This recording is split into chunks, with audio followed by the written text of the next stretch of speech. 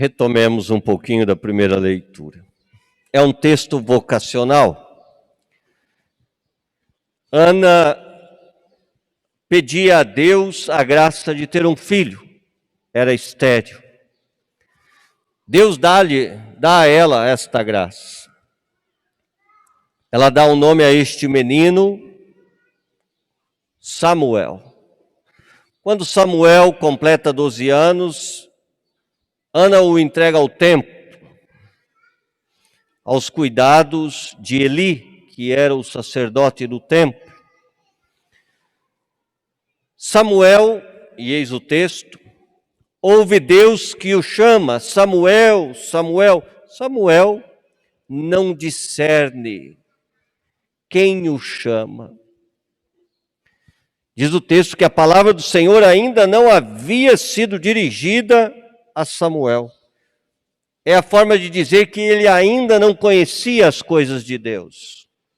Que ele ainda estava por iniciar o seu discernimento. 3 vezes assim acontece. Na terceira, Eli o orienta.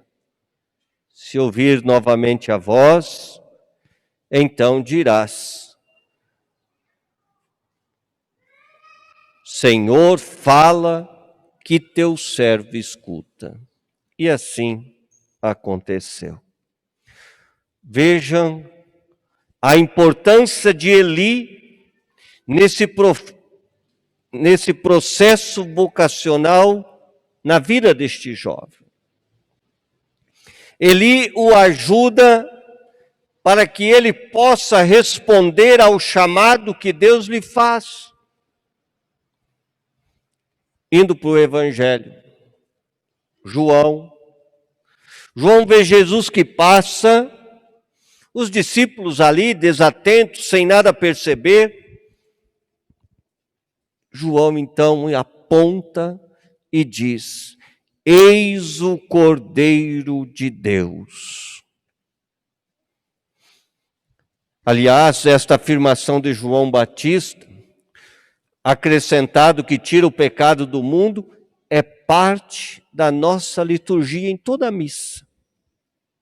Pouco antes da comunhão, recordemos, o sacerdote diz: eis o Cordeiro de Deus que tira o pecado do mundo. A imagem do Cordeiro faz referência a vários fatos da vida de Israel. Quando o povo está saindo do Egito, recebe a instrução de imolar o cordeiro pascal. Eis o Cordeiro da aliança. Acerca de si, Jesus dirá depois, e também está na Santa Missa. Aliás, palavras da consagração. Este é o sangue, este é o cálice do sangue da nova aliança. Ele é o Cordeiro imolado da nova aliança, feita no seu sangue. E que na segunda leitura de hoje, Paulo nos diz: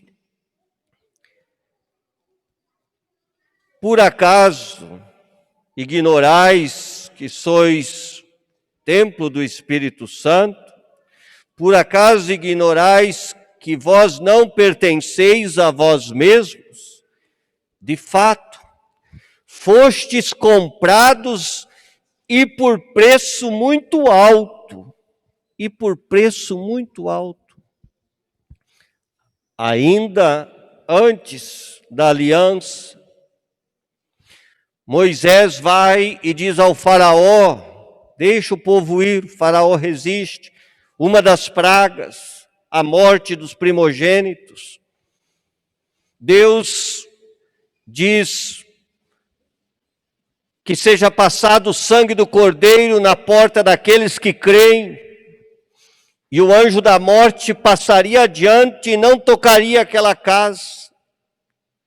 O sangue do Cordeiro, que é vida, que vence a morte. Livro do Apocalipse também. Quem são estes? essa grande multidão, são aqueles que vieram da grande provação e alvejaram e lavaram as suas vestes no sangue do Cordeiro. Quando João Batista anuncia, indica, eis o Cordeiro de Deus, ele está dizendo, eis aquele que nós esperávamos. E ouvindo estas palavras, os dois discípulos não hesitam. Imediatamente eles se colocam a seguir Jesus. Novamente, a importância de alguém que nos ajude no nosso discernimento espiritual. Muitas são as vozes do mundo moderno. Os meios de comunicação potencializaram de um modo inaudito, a gente não podia nem prever. Qual voz seguir? Vejam bem, quem era Eli? Eli era um homem de Deus, um homem consagrado a Deus, um homem dedicado às Escrituras, um homem dedicado ao serviço de Deus, um homem que de fato entregou sua vida para Deus. E João, desde o ventre materno, o próprio nascimento dele, Maria que vai visitar Isabel, João já estremece. João deixa tudo, vai para o deserto, prepara-se profundamente para anunciar a Jesus. Ou seja, gente, que voz nós vamos ouvir? Hoje é muito fácil montar um blog. É muito fácil ter um canal no YouTube. É muito fácil. Mas só é capaz de indicar verdadeiramente, ajudar num processo verdadeiro de discernimento espiritual, quem tem a experiência de Deus e da palavra de Deus. E a importância de não deixarmos nos enganar diante de tantas vozes que aí estão a querer indicar, é ali, é lá, é acolá, é fulano, é ciclano. Então, o primeiro ensinamento da palavra é este. Diz o texto, retornando diretamente ao Evangelho, que eles foram seguindo Jesus e Jesus, voltando-se para eles, perguntou, o que estáis procurando? Olha que pergunta. Na verdade, Jesus está perguntando para eles, o que vocês pretendem fazer com a vida de vocês? O que estáis procurando? É uma pergunta profunda, gente. Não se trata de você perder uma agulha e estar procurando uma agulha. Não. É procurando o sentido da tua vida, a resposta existencial. O que estás procurando? E eles respondem a Jesus, dirigindo-se a ele de mestre. Rabi, onde moras? Eles respondem com uma pergunta. O que estás procurando? Onde moras? Procuramos a ti. Ao perguntar onde Jesus morava, esta era a resposta deles, procuramos a ti. Queremos estar contigo, queremos conhecê-lo. Jesus, então, diz, vinde ver. Se vocês querem me conhecer, vinde ver. Me sigam, estejam comigo. E passaram, olhem que lindo, passaram este dia, permaneceram com ele. Permanecer com Deus, a experiência do discipulado é uma experiência do seguimento e da permanência com Deus, dedicar tempo para estar com Ele. Dedicar tempo para estar com Deus. E tendo feito esta experiência, André, ele retorna depois e vai até seu irmão Pedro, Simão, e diz a ele: encontramos o Messias. Encontramos o Messias. E André conduziu Simão a Jesus. Vejam, novamente, primeira leitura, Eli. Evangelho inicialmente, João. Agora, é ele próprio, André, para quem João indicara o Cordeiro de Deus. É ele próprio, André, que vai até seu irmão e fala: encontramos o Senhor. Ou seja, ele fez a experiência de estar com Jesus, de ter encontrado Deus, de ter sentido o quanto Deus é importante na vida dele, o quanto ele foi capaz de responder: o que estás procurando? E então André vai até o irmão e diz: encontramos o Senhor. Gente, também nós devemos levar nosso irmão, nossa irmã, levar o nosso próximo até Jesus. Eu dizia de manhã, na missa das 7, que ainda entre nós católicos uma coisa me entristece. Por vezes nós somos tão dedicados a falar tantas coisas, mas não de Deus. Mas não de Deus. Às vezes tem alguém que é próximo a nós e só falta a pessoa falar para a gente: olha, me leva para Deus,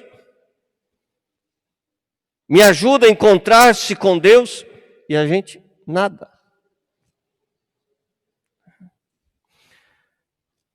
Às vezes somos até tão rápidos em criticar, uma saliva ácida sai de nossa boca, mas pouco falamos, pouco anunciamos Jesus. E aí eu me pergunto: será por quê? E talvez seja porque nós permanecemos muito pouco com Deus. Porque dedicamos muito pouco tempo para estar com Deus, ou seja, não sentimos a alegria de estar com Ele. O discípulo é aquele que segue. Olha, o caminho é bem traçado aqui. O discípulo é aquele que segue, aquele que permanece e aquele que anuncia. São os 3 passos: seguir, fazer a experiência de estar com o Mestre e levar essa experiência a partilhar com os outros. E então, quando Jesus vê a Simão, leio, Jesus olhou bem para ele e disse: tu és Simão, filho de João, tu serás chamado Cefas, que quer dizer pedra, por isso o nome Pedro, pedra. Gente, quando André chamou o irmão dele para ir até Jesus e disse: olha, encontramos o Senhor e eu quero apresentá-lo a você, eu quero que você o conheça, eu quero que você esteja com ele também. Eu penso que André jamais poderia ter imaginado, pensado, que estaria levando diante de Jesus e apresentando a Jesus aquele que seria o primeiro Papa da Igreja. Nós não sabemos, gente, qual é a missão que Deus vai dar. A nós cabe apresentar diante de Deus, manifestar a nossa experiência, o nosso amor a Deus, às pessoas. E como Deus vai dar a missão e qual missão será, a gente nunca sabe. Quantos e quantos na história da igreja que levaram diante de Deus um pecador, mas que se tornou um santo, uma santa, um papa. Então a nossa parte de discípulos de Jesus é falar daquilo que nós experimentamos. Eu estive com o Senhor. Eu fiquei com Ele a tarde toda, é isso que André está falando. Nós o encontramos, venha conhecê-lo. E André apresenta a Jesus seu irmão Simão. E Jesus apresenta a Simão o sentido de sua vida, a sua missão. O que estáis procurando? Ao conhecer Jesus, Pedro descobre o que procurava. E é assim, gente, quando nós fazemos a experiência de estar com Jesus, nossa vida vai passando a ter realmente um sentido maior. Nós vamos tendo compreensão de certas coisas que antes nos eram incompreensíveis. Vamos tendo entendimento de fatos e aceitação diante de outros. Concluindo, primeiro ensinamento, Eli, João e André. Não nos deixemos enganar e não procuremos qualquer um para que nos ajude no discernimento espiritual. Precisamos de quem tenha de fato intimidade com o Mestre, que conheça a palavra, que conheça a igreja, que tenha uma experiência profunda e alicerçada de fé. Vamos procurar e gastar tempo também com Deus. Procurar permanecer um pouco mais do nosso dia com Jesus. Né? Achar um tempinho para estar com Ele. Criar um tempo para estar com Ele. E também ter a alegria de André, de apresentar Jesus a quem não o conhece.